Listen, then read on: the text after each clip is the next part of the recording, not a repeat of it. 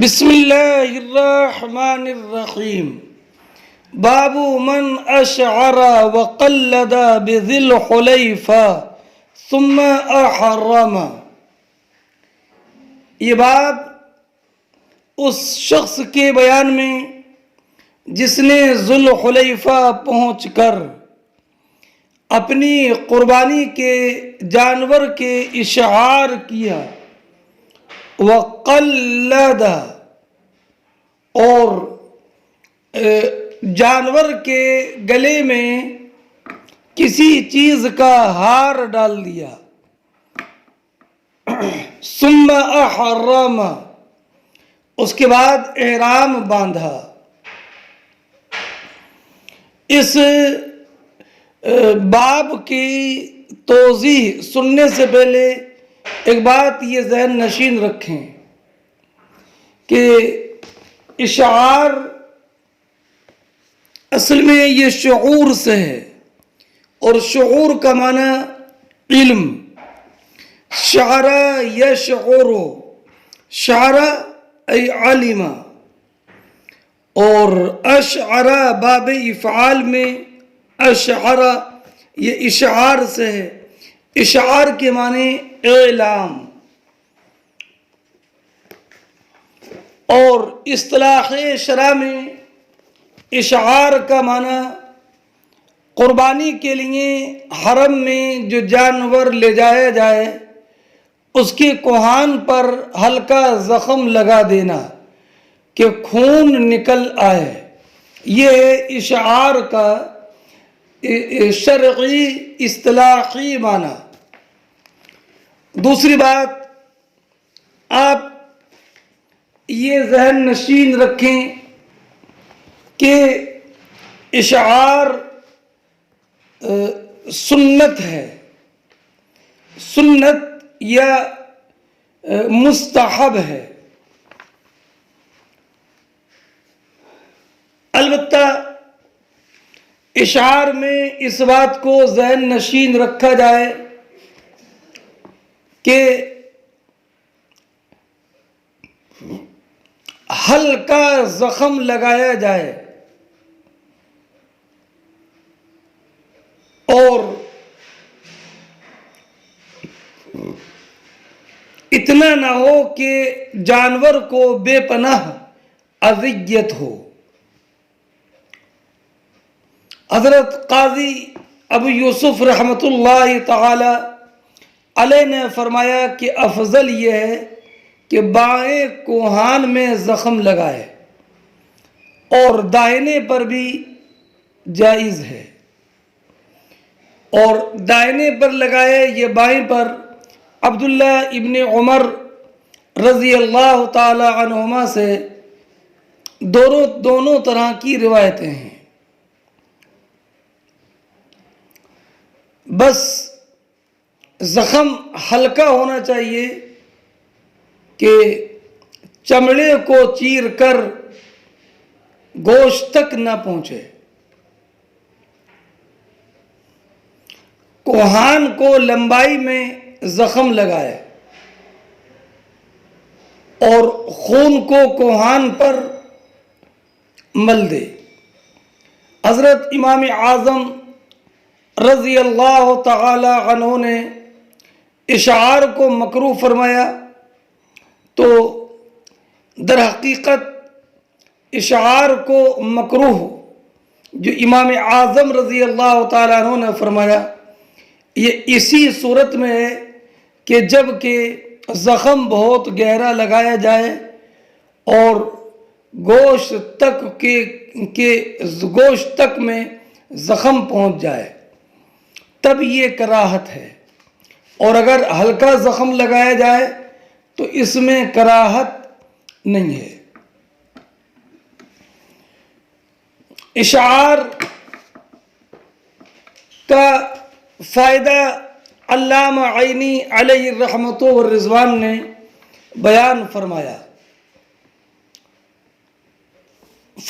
کہ اشعار کا فائدہ یہ ہے کہ اگر اونٹ جو قربانی کا ہے اس میں اشعار کر دیا تو اگر دوسرے اونٹوں کے ساتھ مل جائے تو بھی پہچان لیا جائے گا کہ یہ قربانی والا ہے۔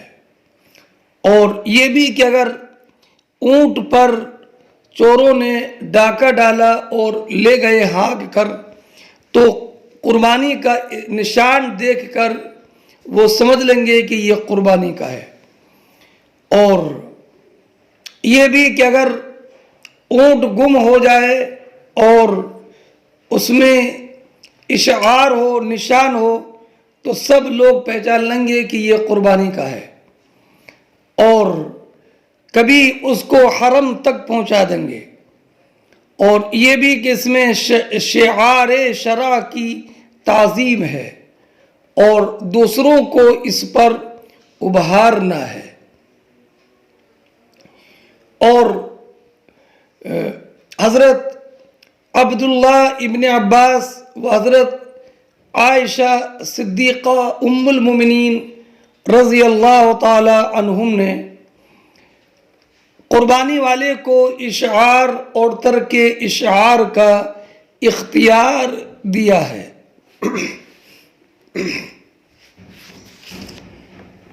دوسری بات، اونٹ میں تو بالاتفاق اشعار سنت یا مستحب ہے۔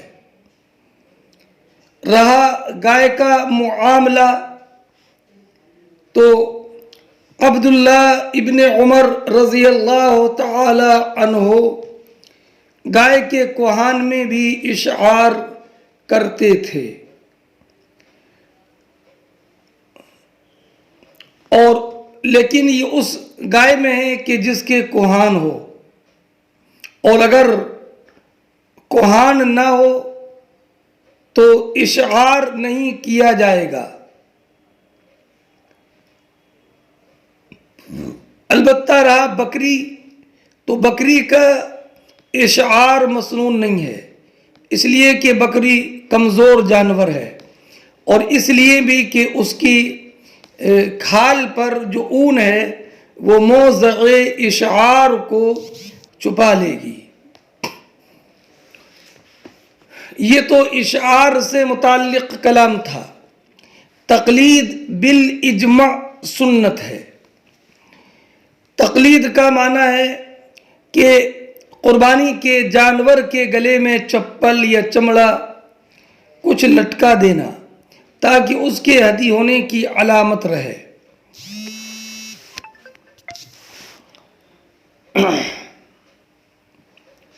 اور حضرت امام بخاری رضی اللہ تعالی عنہ نے جو باب قائم فرمایا کہ من اشعر وقلد بذی الحلیفہ ثم احرم، اس سے یہ بیان فرمانا مقصود ہے کہ مستحب یہ ہے کہ محرم اپنی قربانی کے جانور میں اشعار یا اس کی تقلید اپنے شہر کی میقات میں کرے اور اس کے بعد میں احرام باندھے۔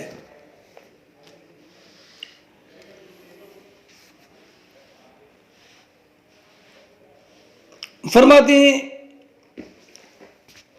وقال نافع كان ابن عمر اذا اهدى من المدینة قلد واشعره بذی الحلیفہ يطعن في شق سنامه الأيمن بالشفرة ووجه قبل القبلة باركة۔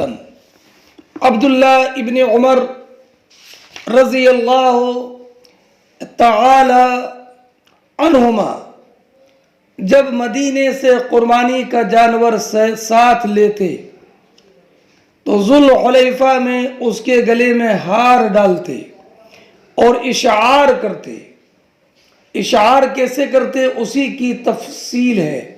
یطعن فی شق سنامہ الایمن بالشفرہ، کہ اس کے بائیں کوہان میں چھری سے زخم لگاتے اور اسے قبلہ روح قبلے کی طرف قربانی کے جانور کا رخ کرتے کر کے اس کو بٹھاتے۔ حدثنا محمد احمد بن محمد قال اخبرنا عبد الله قال اخبرنا معمر عن الزهري عن عروة بن الزبير عن المسور ابن مخرمہ و مروان. حضرت مسور ابن مخرمہ کی والدہ کا نام عاتکہ ہے. یہ حضرت عبد الرحمن ابن عوف کی بہن تھیں. تو مسور ابن مخرمہ عبد الرحمن ابن عوف رضی اللہ تعالی عنہ کے بھانجے ہیں. مروان ابن حکم ابن ابی العاص ابن امیہ. مروان کا ذکر چلا ہے تو مروان حضرت عثمان رضی اللہ تعالی عنہ، اس کا جو باپ تھا مروان کا حکم، یہ حضرت عثمان رضی اللہ تعالی عنہ کا چچا تھا. اور حکم نبی کریم علیہ السلام کے بدترین اعداء میں سے ہے. فتح مکہ کے موقع پر اس نے کلمہ پڑھ لیا، مدینہ طیبہ گیا، مگر اس کے دل سے نبی کریم صلی اللہ تعالی علیہ وسلم کی عداوت نہیں نکل سکی. مروان کی پیدائش ایک روایت کے مطابق سن 2 ہجری میں ہوئی، مگر الکمال میں یہ ہے کہ فلم یرا النبی صلی اللہ علیہ وسلم، کہ اس نے نبی کریم علیہ السلام کو نہیں دیکھا. اور ایک قول کی بنا پر اس کی پیدائش سن 9 ہجری میں ہوئی مروان کی.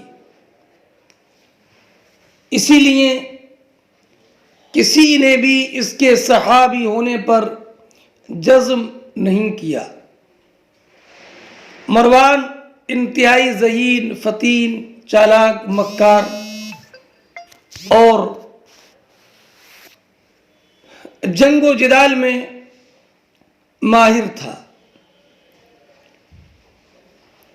یہی وہ انسان ہے جو حضرت عثمان ابن عفان رضی اللہ تعالی عنہ کی شہادت کا باعث بنا، اور اسی نے حضرت طلحہ کو تیر سے شہید کیا. یہی وہ بدعتی ہے جس نے عید کی نماز سے پہلے خطبے کی بدعت ایجاد کی.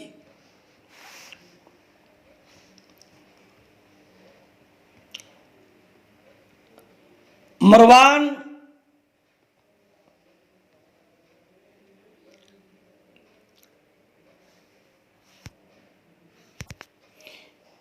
جب یزید کے بیٹے نے اپنے آپ کو امور سلطنت سے علیحدہ کر لیا تو اہل شام نے مروان کو بادشاہ بنایا.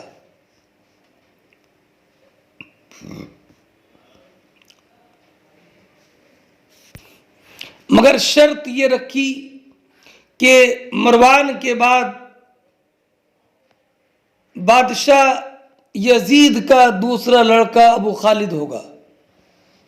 لیکن مروان نے اپنی مکاری سے مصر پر بھی قبضہ کر لیا، اور جب دیکھ لیا کہ شام اور مصر میرے قبضے میں آ گئے تو اس نے بجائے ابو خالد کے اپنے بیٹے عبد الملک کو ولی عہد بنا دیا. مروان نے ابو خالد کی ماں سے نکاح کر لیا تھا اور طرح طرح سے ابو خالد کی تذلیل کرتا تھا. ایک دن اس نے ابو خالد کو ابن الاسطرطبہ کہہ دیا، یعنی اے بھیگے سرین والی عورت کے بیٹے. ابو خالد نے اپنی ماں سے شکایت کی تو اس کی ماں نے اس سے کہا دیکھو کسی سے مت کہنا، مروان جب اندر آیا تو ابو خالد کی ماں سے پوچھا کہ کیا ابو خالد نے کچھ کہا ہے؟ تو اس نے انکار کر دیا۔ رات میں جب مروان سو گیا تو ابو خالد کی ماں نے اس کی گردن پر تکیہ رکھ کر اپنی کنیزوں کی مدد سے اس کا گلا گھونٹ کر مار ڈالا۔ جب یہ مر گیا تو سب چیخنے چلانے لگی کہ امیر المومنین اچانک مر گئے۔ 3 رمضان 65 ہجری میں یہ واقعہ ہوا، اور مروان کی بیعت سن 64 ہجری کے ماہ ذی قعدہ کے نصف میں ہوئی۔ کل 9 مہینے کچھ دن اس کی بادشاہت رہی۔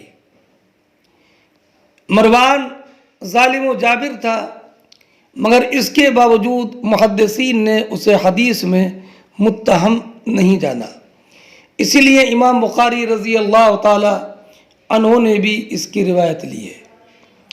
مروان حضرت عمر، حضرت عثمان، حضرت علی، حضرت زید بن ثابت وغیرہ صحابہ کرام کی مبارک جماعت سے روایت کرتا ہے۔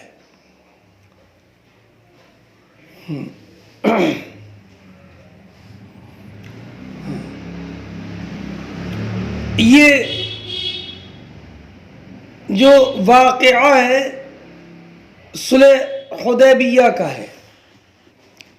اس میں یہ ہے کہ نبی کریم صلی اللہ تعالی علیہ وسلم اپنے اصحاب میں سے 1000 سے زیادہ صحابہ کرام کی جماعت میں حدیبیہ کے سال نکلے، حتیٰ اذا کانوا بذی الحلیفہ، یہاں تک کہ جب آپ ذو الحلیفہ پہنچے صحابہ کرام کے ساتھ، تو قلد النبی صلی اللہ علیہ وسلم الہدیہ، نبی اکرم صلی اللہ تعالی علیہ وسلم نے قربانی کے اونٹوں کو پٹا پہنایا، وَأَشْعَرَ اور اشعار فرمایا، وَأَحْرَمَ بِالْعُمْرَةِ اور عمرے کا احرام باندھا۔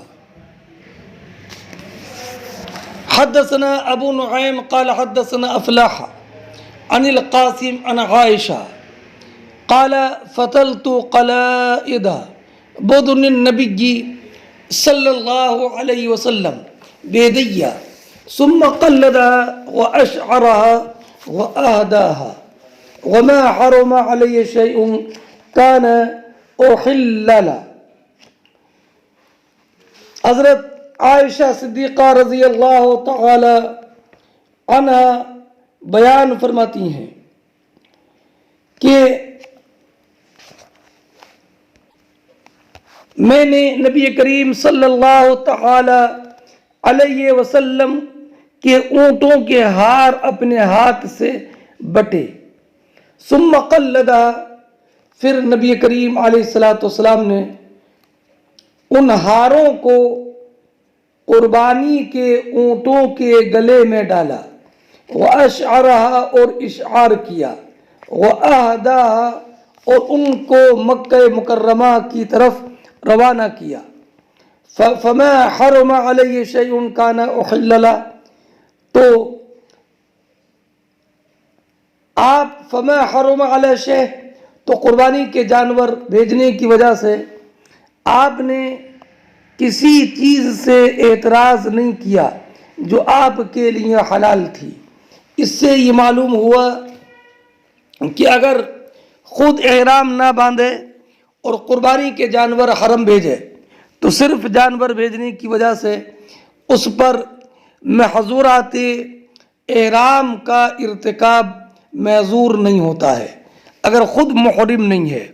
اگر صرف قربانی کے جانور بھیجے ہیں تو قربانی کے جانور بھیجنے کی وجہ سے احرام والی پابندی قربانی کے جانور بھیجنے والے پر لازم نہیں آتی ہے۔ باب فطل القلائد للبدن والبقر، یہ باب اس بارے میں کہ اونٹوں اور گائے کے لیے ان کے گلے کے ہار بٹنا۔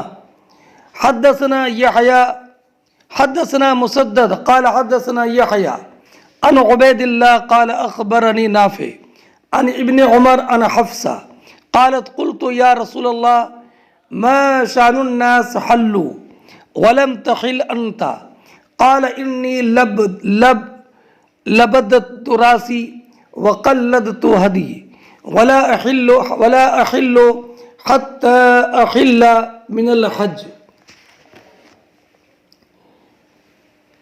حضرت ام المؤمنین حضرت حفصہ رضی اللہ تعالی عنہ بیان فرماتی ہیں کہ میں نے نبی اکرم صلی اللہ تعالی علیہ وسلم سے عرض کیا یا رسول اللہ لوگوں نے تو احرام کھول ڈالا اور آپ نے احرام نہیں کھولا تو آپ نے ارشاد فرمایا انی لبت راسی میں نے اپنے بالوں کو جما لیا وقلدت ہدیہ اور اپنی قربانی کے جانور کے گلے میں پٹا ڈال دیا ہار ڈال دیا فلا احل حتی احل من الحج تو جب تک میں حج سے فارغ نہ ہوں احرام نہیں کھول سکتا.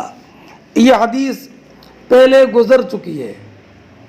حدثنا عبداللہ ابن یوسف قال حدثنا اللیث قال حدثني ابن شهاب عن عروة وعن عمرة بنت عبد الرحمن أن عائشة قالت كان رسول الله صلى الله عليه وسلم يهدي من المدينة فأفتل قلائد هدية ثم لا يجتنب شيئا مما يجتنب المحرم.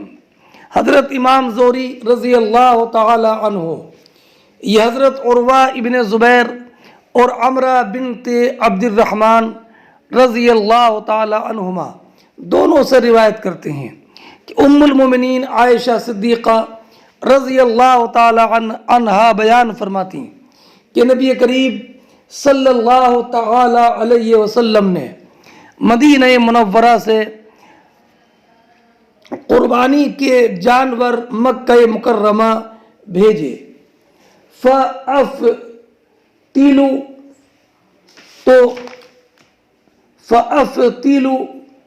میں نبی کریم صلی اللہ تعالی علیہ وسلم کی قربانی کے جانوروں کے ہار بٹتی ثم لا يجتنب شيئا مما يجتنب المحرم. اور اس کے بعد نبی کریم صلی اللہ تعالی علیہ وسلم اس چیز سے اعتراض نہیں کرتے جس سے اعتراض محرم کرتا ہے.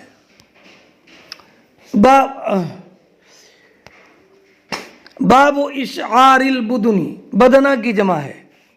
یہ باب اس بارے میں کہ اونٹوں کو اشعار کرنا روایت پہلے گزر گئی. وقال عروہ عن المسور قلد النبی صلی اللہ علیہ وسلم الہدیہ واشعرہ واحرم بالعمرہ.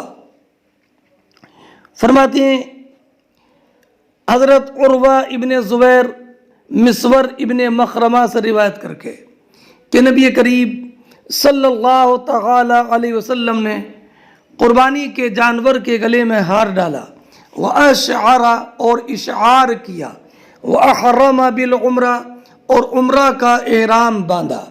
حدثنا عبداللہ بن مسلمہ قال اخبرنا افلاح بن حمید عن القاسم عن عائشہ قال فتلت قلائد هدي النبي صلى الله عليه وسلم ثم أشعرها وقلدها أو قلدتها ثم بعث بها إلى البيت وأقام بالمدينة فما حرم عليه شيء كان حل له.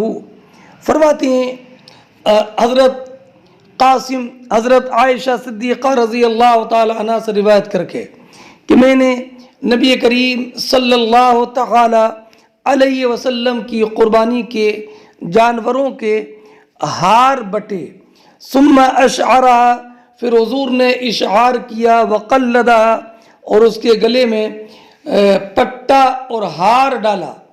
او قلدتها یہ عائشہ نے فرمایا کہ میں نے ڈالا ام المؤمنین نے رضی اللہ تعالیٰ عنہ.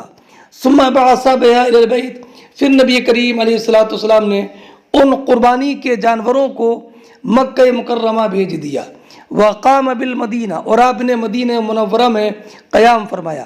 فما حرم علی شیء کان لہ خل، تو آپ پر اس قربانی کا جانور بھیجنے کی وجہ سے کوئی چیز حرام نہیں ہوئی جو کہ نبی کریم صلی اللہ تعالی علیہ وسلم کے لیے پہلے سے حلال تھی. باب من قلد القلائد بیدہ، یہ باب اس بیان میں کہ جس نے اپنے ہاتھ سے ہار ڈالا، اپنے ہاتھ سے قربانی کے جانور کے گلے میں ہار ڈالا، ہار پہنایا. حدثنا عبداللہ بن یوسف قال اخبرنا مالک عن عبداللہ بن ابی بکر ابن حزم عن عمرہ بنت عبد الرحمن انہا اخبرته ان عبداللہ بن عباس قال من آد ہدیا حرم علیہ ما یحرم علی الحاج حتی ینہر ہدیہ. ایک بات یہ ذہن نشین رکھیں کہ اگر کسی نے قربانی کا جانور بھیجا تو قربانی کا جانور بھیجنے کی وجہ سے اس پر وہ پابندیاں لازم نہیں ہوتی ہیں جو کہ ایک محرم کے لیے ہوتی ہیں. حضرت عبداللہ ابن عباس رضی اللہ تعالی عنہما نے یہ کہا کہ اگر قربانی کا جانور کسی نے بھیج دیا تو اس پر بھی وہی پابندیاں لازم آئیں گی جو پابندیاں احرام باندھنے والے پر ہوتی ہیں. تو زیاد ابن ابی سفیان انہوں نے حضرت ام المومنین عائشہ صدیقہ رضی اللہ تعالی عنہ سے یہ مسئلہ معلوم کرایا. تو حضرت ام المومنین عائشہ صدیقہ رضی اللہ تعالی عنہ نے فرمایا نہیں، ایسا نہیں ہے، نبی کریم علیہ الصلوۃ والسلام قربانی کے جانور بھیجتے اور آپ مدینہ منورہ میں رہتے اور آپ ان چیزوں کے ارتکاب سے پرہیز نہیں کرتے تھے جو چیزیں احرام میں ممنوع ہیں. اس سے معلوم ہوا کہ صرف قربانی کا جانور بھیجنے کی وجہ سے احرام کی پابندیاں نافذ نہیں ہوتی ہیں. زیاد ابن ابی سفیان کا اس میں ذکر ہے. اس کو زیاد ابن عبید بھی کہا جاتا ہے. یہ عرب کے مشہور دانشوروں میں ایک ہے. زیاد ابن ابی سفیان،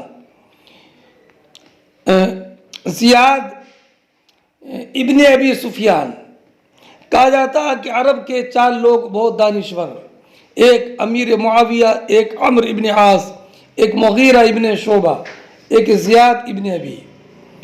اور یہ حضرت علی رضی اللہ تعالیٰ عنہ کی طرف سے فارس کا گورنر تھا. اور حضرت امام حسن مجتبی رضی اللہ تعالیٰ عنہ کی مصالحت کے بعد بھی اس نے حضرت معاویہ کی حکومت تسلیم نہیں کی تھی. ہاں، مگر بعد میں حضرت امیر معاویہ رضی اللہ تعالی عنہ نے اسے قریب کر لیا اور یہ کہا کہ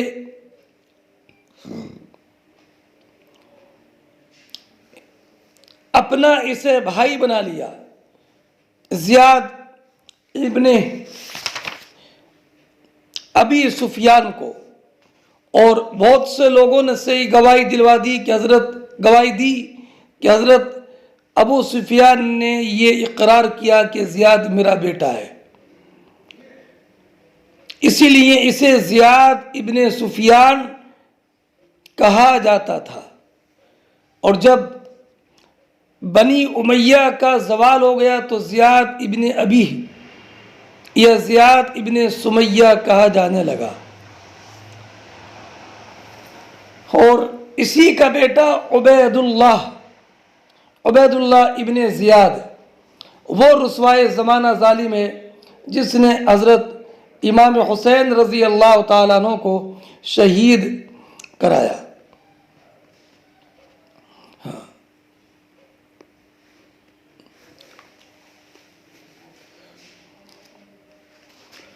اب روایت سنیے، فرماتے ہیں حضرت عبداللہ ابن ابی بکر ابن حزم، عمرہ بنت عبد الرحمن، عمرہ بنت عبد الرحمن، عمرہ بنت عبد الرحمن ابن سعد، یہ تابعیہ ہیں، بہت بڑی عالمہ فاضلہ، ام المومنین حضرت عائشہ صدیقہ رضی اللہ تعالی عنہا کی کثیر احادیث کی راویہ ہیں، اور ان کے علاوہ اور بھی بہت سے لوگوں سے احادیث کی روایت کی ہے۔ حضرت ام المومنین کی خاص پروردہ ہیں، 103 ہجری میں ان کا وصال ہوا۔ عمرہ بنت عبد الرحمن نے بتایا کہ زیاد ابن ابی سفیان نے حضرت عائشہ صدیقہ رضی اللہ تعالی عنہ کو لکھا کہ عبداللہ ابن عباس رضی اللہ تعالی عنہما نے کہا کہ جس نے قربانی کا جانور بھیج دیا، حرم علیہ ما یحرم علی الحاج، تو اس پر وہ تمام چیزیں حرام ہو جائیں گی جو کہ حج کرنے والے پر حرام ہوتی ہیں، یہاں تک کہ اس کی قربانی حرم میں ذبح کی جائے۔ تو عمرہ نے کہا، فقالت عائشہ لیس کما قال ابن عباس، معاملہ ایسا نہیں ہے کہ جیسے کہ عبداللہ ابن عباس رضی اللہ تعالی عنہما کہتے ہیں، انا فتلت قلائد ہدی رسول اللہ صلی اللہ علیہ وسلم بیدیہ، میں اپنے ہاتھ سے نبی کریم صلی اللہ تعالی علیہ وسلم کے قربانی کے جانوروں کے ہار بٹتی تھی۔ ثم قلد رسول اللہ صلی اللہ علیہ وسلم بیدی، پھر نبی کریم صلی اللہ تعالی علیہ وسلم اپنے ہاتھ سے اس قربانی کے جانور کے گلے میں ہار ڈالتے تھے۔ ثم بعث بها مع ابی، پھر ان کو میرے والد ابو بکر کے ساتھ بھیجا۔ فلم یحرم علی رسول اللہ صلی اللہ علیہ وسلم شیء احلہ اللہ لہ، پھر نبی کریم علیہ السلام پر کوئی چیز ایسی حرام نہیں ہوئی جس کو کہ اللہ رب العزت نے حلال کیا ہو، حرام نہیں ہوئی ان کے قربانی کے جانور کے ذبح ہونے تک۔ اس سے معلوم ہوا کہ اگر کوئی قربانی کے لیے جانور بھیج دے تو جانور بھیجنے کی وجہ سے اس پر کوئی چیز حرام نہیں ہوتی ہے جو کہ محرم۔ اس حدیث سے یہ معلوم ہوا کہ نبی اکرم صلی اللہ تعالی علیہ وسلم نے اپنے دست مبارک سے اپنی قربانی کے جانور کے گلے میں ہار ڈالا، اور باب یہی تھا من قلد القلائد بیدہ۔ بہرحال جو احادیث آپ نے پڑھی ان سے ثابت ہوتا ہے کہ جو شخص حج یا عمرہ کا ارادہ کرے وہ اپنے ساتھ اگر قربانی کا جانور بھی رکھتا ہے تو اپنی میقات پر جانور کو قلادہ پہنا دے اور اشعار کر دے اور احرام باندھ لے، اور اگر حج یا عمرہ کا ارادہ نہ ہو یوں ہی حرم میں ذبح کے لیے جانور بھیجے تو جانور کو قلادہ وغیرہ پہنا دے، مگر اس پر یہ واجب نہیں کہ جب تک جانور ذبح نہ ہو لیں گھر پر احرام باندھے رہے یا احرام کی پابندیاں اپنے اوپر لازم رکھے۔ جیسے کہ سن 9 ہجری میں جب حضرت ابو بکر صدیق رضی اللہ تعالی عنہ کو امیر الحج بنا کر نبی اکرم صلی اللہ تعالی علیہ وسلم نے بھیجا تو ان کے ساتھ اپنی قربانی کے جانور بھیجے، مگر آپ پر احرام والی پابندیاں نہ رہیں کہ وہ چیزیں جو قربانی کے جانور کے ذبح ہونے تک ممنوع رہتی ہیں وہ نبی کریم علیہ الصلوۃ والسلام پر ممنوع نہ ہوں۔ باب اور اس حدیث سے ایک بات یہ بھی معلوم ہوئی کہ اگر یہ خادم موجود ہو لیکن اگر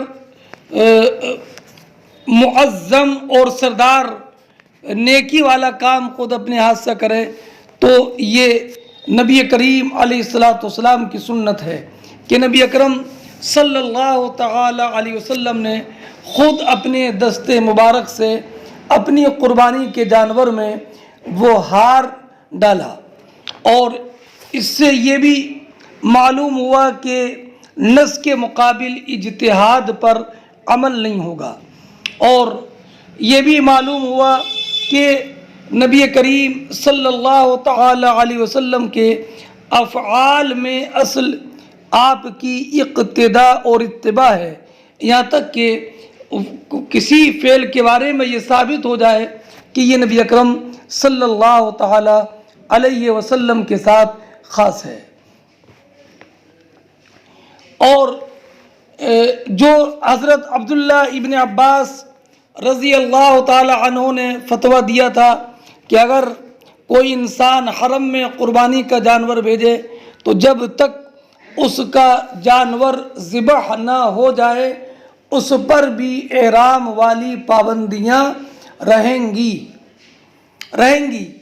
تو یہ تنہا حضرت عبداللہ ابن عباس رضی اللہ تعالی عنہما کا مذہب نہیں ہے، بلکہ تابعین کی ایک جماعت نے یہی کہا۔ تابعین میں حضرت امام شعبی، امام نخعی، حسن بصری، محمد ابن سیرین، مجاہد، عطا ابن ابی رباح، سعید ابن جبیر رضی اللہ تعالی عنہ، ان تمام تابعین نے حضرت عبداللہ ابن عباس رضی اللہ تعالی عنہما کے قول کی موافقت کی ہے۔ بہرحال حضرت عبداللہ ابن عباس رضی اللہ تعالی عنہما کے اس قول کے مطابق اس قول کے مقابل حضرت عائشہ صدیقہ ام المومنین رضی اللہ تعالی عنہا کی اس روایت پر جمہور علماء کا عمل ہے۔ باب تقلید الغنم، یہ باب اس بارے میں کہ بکری کے گردن میں قربانی کا ہار ڈالنا، یعنی وہ ہار ڈالنا کہ جس سے یہ معلوم ہو جائے کہ یہ بکری قربانی کی ہے۔ حدثنا ابو نعیم قال حدثنا الحامش عن ابراہیم عن الاسود عن عائشہ قالت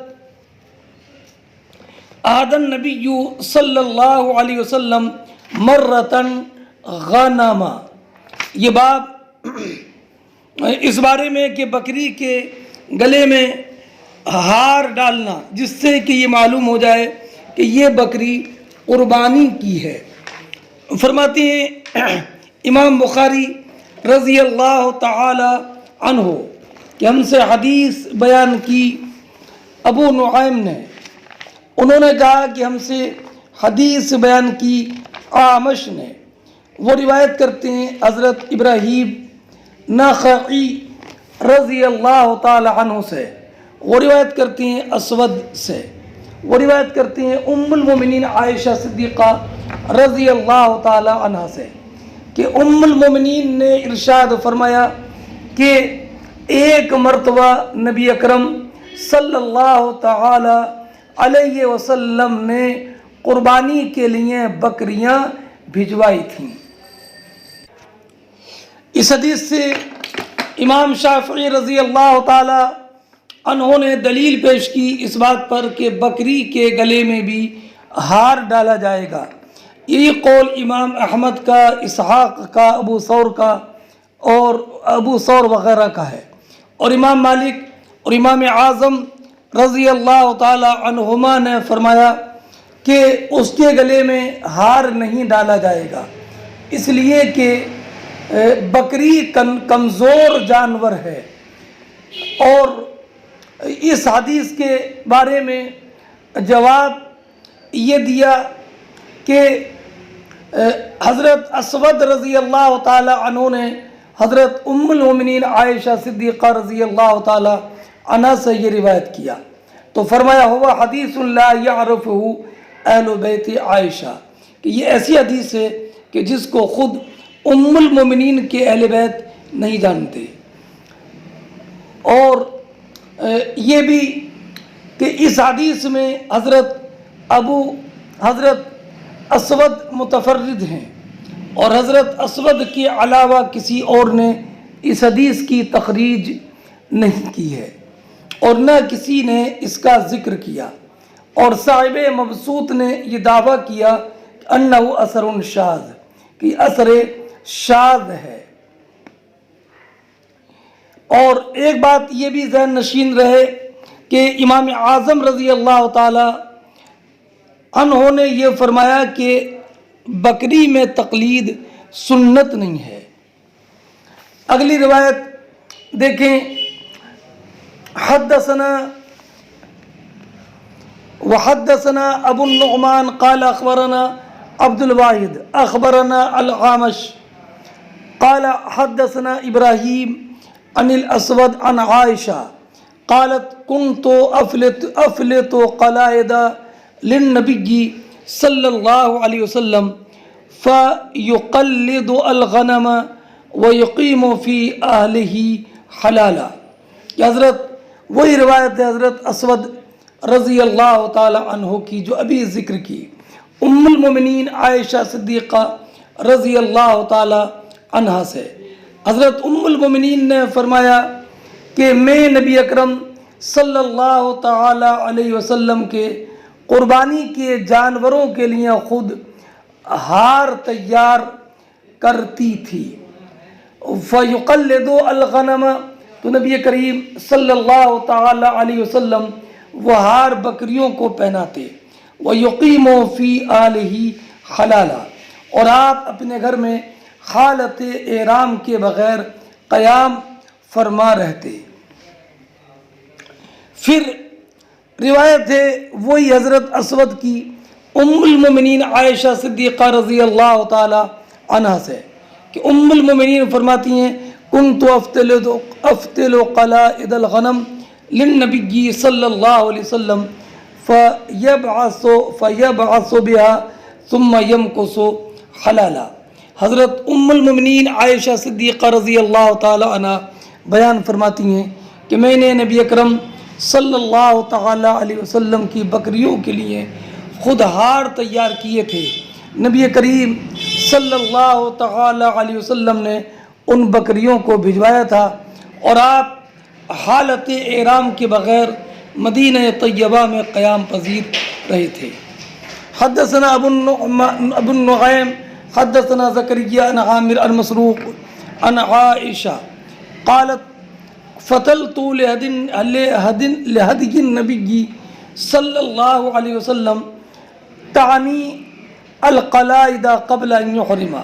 کہ ام مسروق کی روایت ہے، ام المومنین رضی اللہ تعالی عنہ بیان فرماتی ہیں کہ نبی کریم صلی اللہ تعالی علیہ وسلم کی قربانی کے جانوروں کے لیے میں نے خود ہار تیار کیے تھے قبل ان یحرم، اور نبی اکرم صلی اللہ تعالی علیہ وسلم حالت احرام میں نہیں تھے.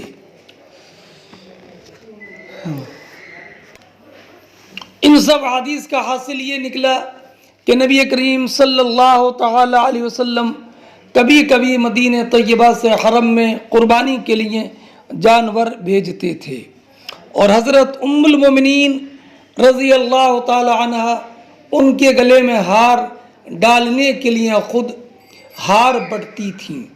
ان ہاروں کو نبی کریم صلی اللہ تعالی علیہ وسلم ان جانوروں کے گلے میں ڈالتے تھے اور انہیں مکہ معظمہ بھیجتے، مگر ہدی بھیجنے کے بعد احرام کی حالت میں نہیں رہتے. اور یہ ہدی بکری بھی ہوتی تھی اور ہار اون سے بنا تھا. مطلب یہ ہوا کہ ہدی کے لیے اونٹ ہی ضروری نہیں، اونٹ، گائے، بکری، کوئی بھی قربانی کا جانور ہو سکتا ہے. باب القلائد من الاہنی، یہ باب اون کے ہاروں کے حکم کے بیان میں کہ اون سے بٹ کر ہار قربانی کے جانور کے گلے میں ڈالے جائیں. احن کے معنی اون ہیں، جمع اس کی اوحون. حدثنا عمرو بن علی قال حدثنا معاذ بن معاذ قال حدثنا ابن عود عن القاسم عن ام المؤمنین قالت فتلت قلائد من عهن كان عندي. امام بخاری رضی اللہ تعالی عنہ کے شیخ ہیں عمر ابن علی ابن کثیر ابو حفص بصری. ان کے شیخ معاذ بن معاذ ابن نصر ابن حسان العنبری التمیمی، یہ بصرہ کے قاضی تھے. ان کا انتقال 196 ہجری میں ہوا. اور ابن عون یہ عبداللہ ابن عون ہیں.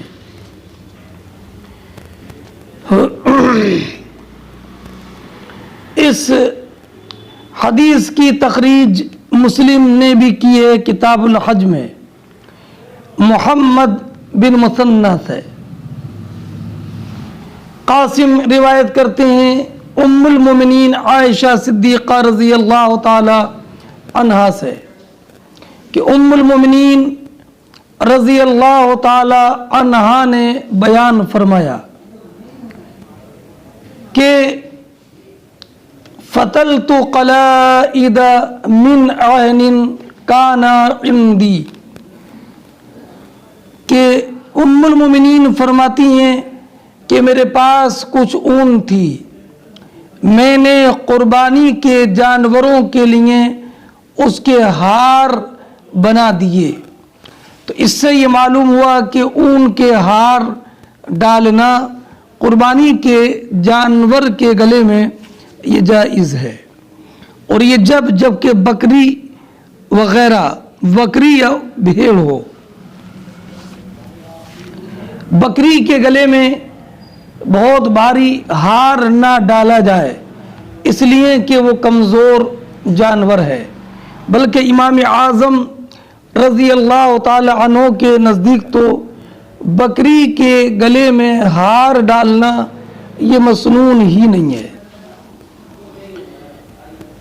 اس حدیث میں رد ہے ان کا جنہوں نے یہ کہا کہ اون کے ہار ڈالنا مکروہ ہے. باب و تقلید النعل، یہ باب اس بیان میں کہ قربانی کے جانور کے گلے میں اگر جوتی کا ہار بنا کر پہنایا جائے، اس لیے کہ قربانی کے جانور کے گلے میں ہار ڈالنے سے مقصود اس کا دوسرے جانوروں سے ممتاز کرنا ہے. اور یہ تمیز اگر جوتی کا ہار بنا کر ڈالا جائے تو اس سے بھی ہو جائے گی. نعل کے معنی جوتی، تصغیر اس کی آتی ہے نعیلہ.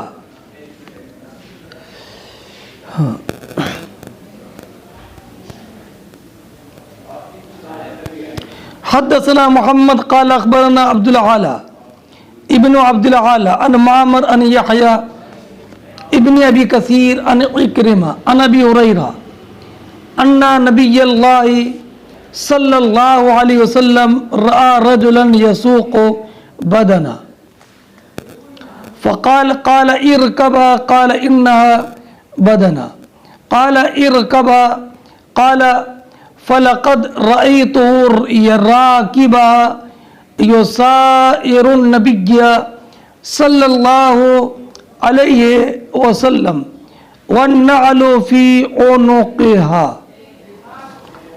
فرماتی ہیں محمد امام بخاری کے شیخ. کون محمد؟ تو یہ یہاں کسی کی طرح منسوب نہیں ہے مگر ابو ذر کی روایت میں محمد ابن سلام. قال اخبرنا عبد العالى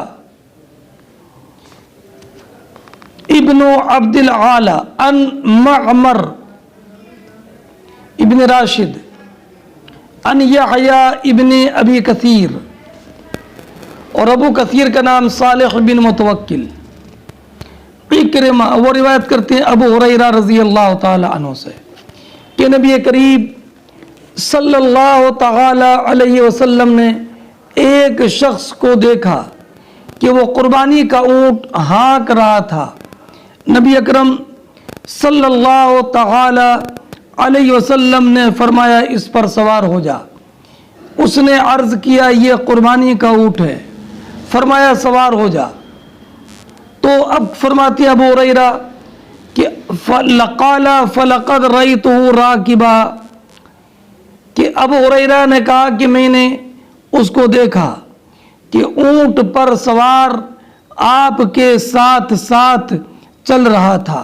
وَالنَّعْلُ فِي عُنُقِهَا، اور جوتی اس کے گلے میں، اس اونٹ کے گلے میں لٹک رہی تھی۔ تو اس سے یہ معلوم ہوا کہ جوتی کو ہار میں ڈالنا جائز ہے۔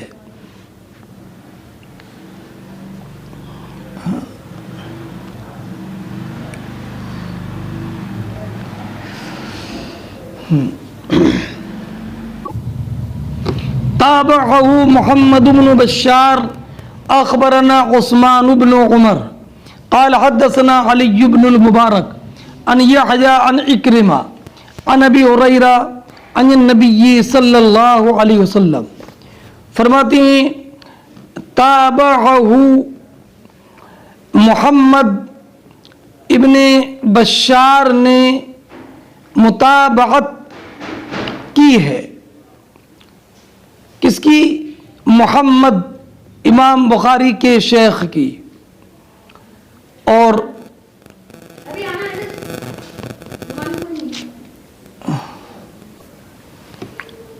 حدثنا عثمان بن عمر قال اخبرنا علی بن المبارک عن یحییٰ عن اکرمہ عن ابی ہریرہ رضی اللہ تعالی عنہ۔ تو یحییٰ ابن کثیر سے، یحییٰ ابن ابی کثیر سے روایت کی تھی معمر نے، اور یہاں پر یحییٰ سے روایت کی ہے علی ابن مبارک نے۔ تو یحییٰ ابن ابی کثیر سے روایت کرنے میں علی بن مبارک نے روایت متابعت کی ہے معمر کی۔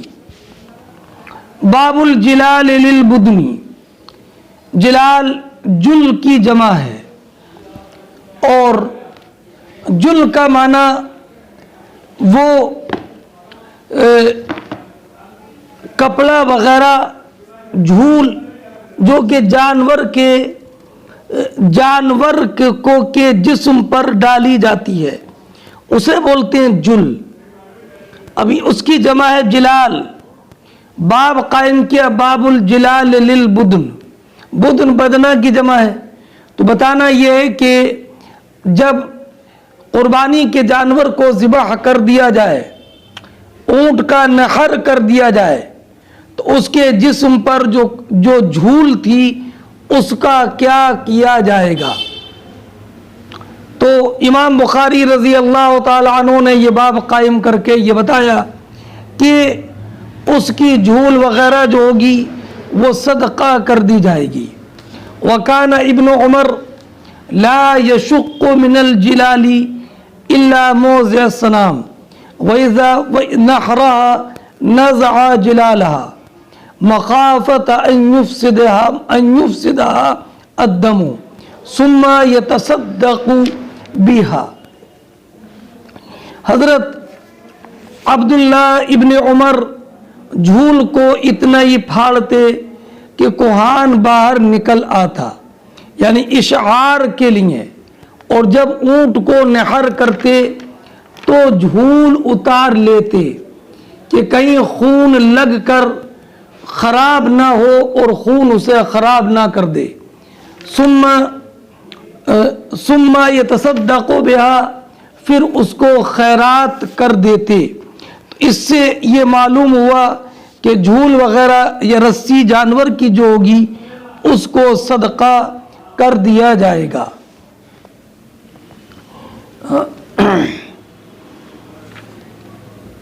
ہمارے اصحاب حنفیہ نے یہی فرمایا کہ اس کی لگام ہو، جھول ہو، رسی وغیرہ ہو، سب صدقہ کی جائے.